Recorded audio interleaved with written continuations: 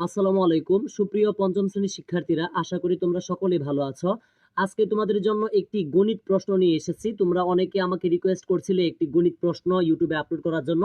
তো এটি হচ্ছে একটি নমুনা প্রশ্ন। যারা এই প্রশ্নটি ভালো করে বাসায় বুঝে শিখে যেতে পারবে, ইনশাল্লাহ এটার নমুনা অনুসারে তোমরা পরীক্ষায় কমন পাবে। তো আমি আর কথা লং করব না, আমি আর একটা কথা তোমাদেরকে বলে রাখি। তোমাদের প্রিয় চ্যানেলটি যারা ইতিমধ্যে সাবস্ক্রাইব করেছো তোমাদেরকে অনেক অনেক ধন্যবাদ। আর যারা এখনো সাবস্ক্রাইব করোনি, দেখো ভিডিওটার নিচে ইংলিশে সাবস্ক্রাইব নামে একটা লেখা আছে, একটা ক্লিক করো, তাহলে চ্যানেলটি সাবস্ক্রাইব হয়ে যাবে। পরবর্তীতে যখন আমরা তোমাদের জন্য ভিডিও আপলোড করবো বা ক্লাস আপলোড করব, সর্বপ্রথম তোমার কাছে চলে যাবে আমাদের ভিডিও। তো আমি আর কথা বাড়াতে চাচ্ছি না। দেখো, এক নাম্বার যেটা আছে আমাদের, এক নাম্বার প্রশ্ন হচ্ছে সঠিক উত্তর দেওয়া। তো সঠিক উত্তর থাকবে 10টায় আমাদের আনসার করতে হবে। যেমন এক নাম্বার প্রশ্নটা আছে হচ্ছে নিচের কোনটি অপ্রকৃত ভগ্নাংশ। এরপরে দেখো 2 নাম্বার প্রশ্ন যেটা আছে সেটা হচ্ছে কোনটি 12/6 এর লঘিষ্ঠ আকার। এরপরে দেখো 3 নাম্বার প্রশ্ন যেটা আছে সেটা হচ্ছে তোমার 1/3 যোগ 3/2 এর মান কত। এরপরে দেখো 4 নাম্বার প্রশ্ন যেটা আছে 0.01 দ্বারা 0.19 গঠন করা যায়, কয়টি গঠন করা যায়, অর্থাৎ এখানে কয়টি লাগবে। এরপরে দেখো 4/1 এর দশমিক ভগ্নাংশ কোনটি। শতকরা একটি ভগ্নাংশ যার আমাদের এটা দিতে হবে। এবং দেখো 7 নাম্বার প্রশ্ন যদি বলি 60 টাকার 3 টাকা লাভ হলে শতকরা কত টাকা লাভ হয়। তারপর দেখো 8 নাম্বার প্রশ্ন, আসল টাকার অতিরিক্ত যে টাকা ব্যাংকে দেয় তাকে কি বলা হয়। তো আমি আশা করি এটি তোমরা পারো। এরপরে দেখো 9 নাম্বার প্রশ্ন যেটা হচ্ছে সামান্তরিকের সূক্ষ্মকোণের সংখ্যা কয়টি।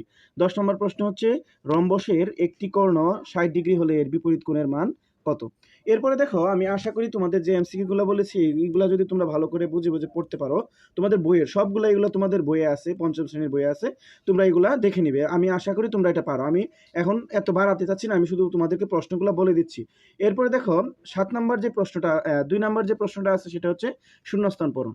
দেখো শূন্যস্থান পূরণে তোমাদের একটু নাম্বার বেশি, সেটা হচ্ছে 2 নাম্বার করে প্রত্যেকটা শূন্যস্থান পূরণ করতে পারলে। যেমন ক নাম্বার প্রশ্ন, মিশ্র ভগ্নাংশ একটি ড্যাশ ভগ্নাংশ।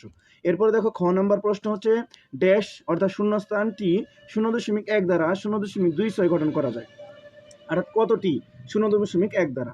শতকরা মান বের করবা, শূন্যস্থানটা এখানে যে মানটা হবে সেটা লিখবা গ লিখে।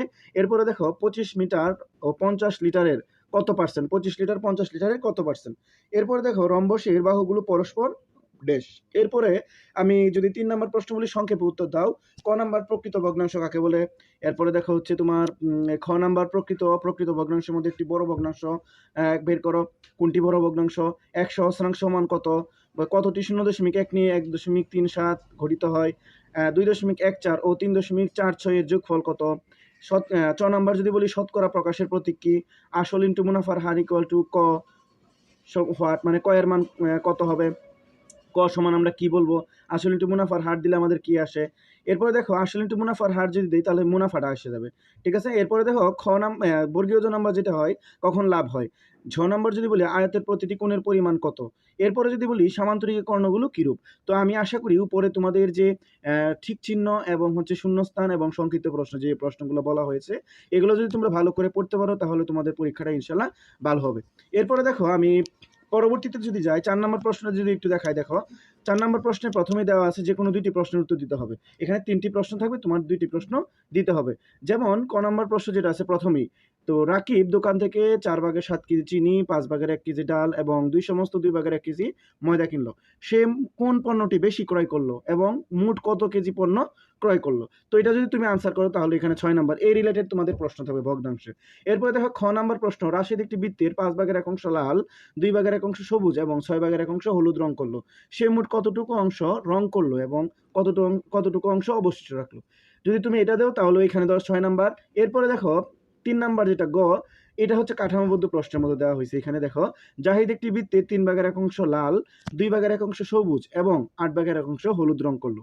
তাহলে এখানে হচ্ছে তোমার উদ্দীপকের মতো এটা। তো প্রথম প্রশ্ন হচ্ছে 1 নম্বর প্রশ্ন, সে বৃত্তের মোট কত অংশ লাল ও হলুদ রং করলো, এটার মধ্যে 3 নম্বর।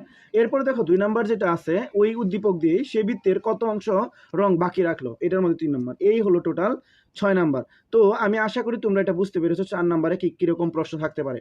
এরপরে 5 নম্বর যদি বলি, দেখো যে কোনো 2টি প্রশ্নের উত্তর দাও। এখানেও তোমার ঠিক 2 নম্বর করে 6 নম্বর করে মোট 12 নম্বর। যেমন এখানে ক নাম্বার, সাফির ওজন 42.5 কেজি, তার ভাই এবং তার বাবার ওজন যথাক্রমে তার ওজনের 0.85 গুণ এবং 1.7 গুণ, তার বাবা ও ভাইয়ের ওজনের মধ্যে পার্থক্য কত? তো এটা তোমাদের বইয়ে এরকম একটা অঙ্ক আছে, এরকম পার্থক্যের অঙ্কগুলা তোমরা দেখে নিবে। এই অঙ্কগুলো থাকার সম্ভাবনা বেশি। 2 নাম্বার যেটা আছে দেখো, 5 নং 2 নাম্বারটা, একটি আয়তাকার বাগানের দৈর্ঘ্য 30.4 এবং প্রস্থ 22.5 মিটার। বাগানের প্রতি বর্গ মিটারে ঘাস লাগাতে 9.25 টাকা খরচ হলে সম্পূর্ণ বাগানে ঘাস লাগাতে কত টাকা খরচ হবে? তো এটা আমি আশা করি তোমরা বুঝতে পেরেছো প্রশ্নটা, এটা তোমরা করেছো আমি জানি। এরপরে দেখো 3 নম্বর প্রশ্ন, শিহাব বাজার থেকে 40 টাকা দরে 7.5 কেজি চাল, 115 টাকা দরে 0.5 কেজি ডাল এবং 30 টাকা দরে 2.5 কেজি সবজি কিনলো। প্রথম প্রশ্ন, এটা কাঠামোবদ্ধ প্রশ্নের প্রথম প্রশ্নটা 1 নাম্বার, যে সে কত টাকার চাল কিনলো। এরপরে আবার দেখো 2 নম্বর প্রশ্ন, সে কত টাকার সবজি কিনলো, এবং 3 নম্বর প্রশ্ন হচ্ছে সে মোট কত টাকার বাজার করলো। এরপরে যদি বলি 6 নম্বর প্রশ্ন, যে উপকূলীয় একটি উপজেলার জনসংখ্যা ছিল,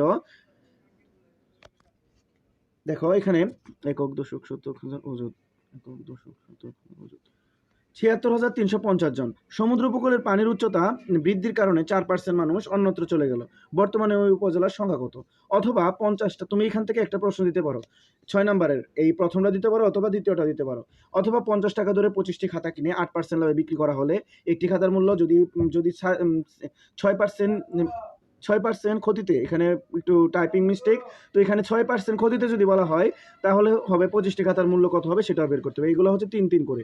তো আমি আশা করি তোমরা 6 নম্বরটা বুঝতে পেরেছো। এরপরে দেখো আমাদের সর্বশেষ যেটা আছে 7 নম্বর অংশ, সেটা হচ্ছে জ্যামিতি।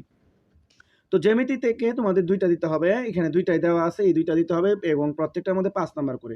যে একটি ট্রাপিজিয়ামের সমান্তরাল বাহুর দৈর্ঘ্য 4 সেন্টিমিটার এবং 2.5 সেন্টিমিটার, অর্থাৎ ট্রাপিজিয়ামটি অঙ্কন এবং এর বৈশিষ্ট্য দুটি দেখো। এরকম 4 সেন্টিমিটার বাহুদ্বয়ের দৈর্ঘ্য বিশিষ্ট এবং মানে এখানে বাহুদ্বয়ের দৈর্ঘ্য যেটা আছে সেটা হচ্ছে 4 সেন্টিমিটার এবং 2.5 সেন্টিমিটার।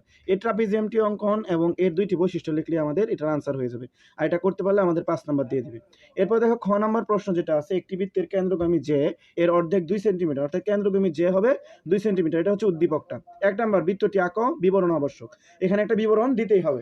এরপর দেখো 2 নাম্বার প্রশ্ন যেটা আছে, অঙ্কিত বৃত্তটি 3টি বৈশিষ্ট্য লেখো। তো এই 3টি বৈশিষ্ট্যের জন্য 3 নাম্বার।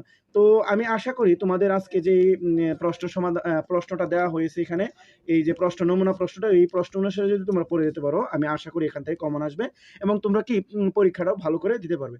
তো সকলের জন্য অনেক অনেক শুভকামনা এবং সকলের পরীক্ষা ভালো হোক, সেই আশা ব্যক্ত রেখে আমি আজকের মতো বিদায় নিচ্ছি। সকলে ভালো থাকবে। আসসালামু আলাইকুম।